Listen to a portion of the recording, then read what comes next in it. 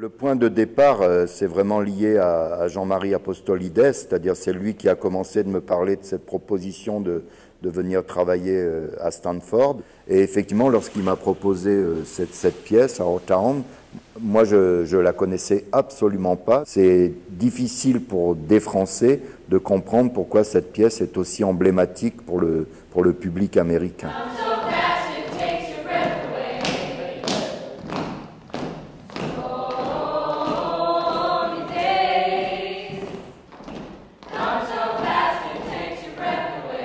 Là, ce qui est effectivement tout à fait riche et qui donne d'une certaine manière du plaisir à la pièce ou qui en donne en tout cas une grande ampleur, c'est le fait qu'on assiste donc à deux actes plutôt traditionnels, comme il est dit, l'acte de la vie quotidienne, puis ensuite l'acte des amours et des mariages. Et tout d'un coup, le troisième acte, ce sont les morts qui parlent, ce sont les morts qui reviennent, et on se rend compte que tout, dans le fond, était vu du point de vue des gens disparus. Ce qui donne bien évidemment un autre regard sur cette vie quotidienne. Ça la rend plus, d'une certaine manière, on la regrette, on se rend compte de tout ce qu'on a raté dans notre vie. Et il y a un point de vue quand même qui est assez juste, du fait même qu'on ne se rend pas assez compte quand on est vivant de l'intensité de la vie. L'intérêt, on s'est dit que c'était pas seulement de monter la pièce pour en donner une nouvelle lecture à laquelle on ne serait peut-être même pas autorisé ou qu'on ne comprendrait pas en profondeur, mais que ça pouvait devenir un matériau à expérimentation pour les étudiants,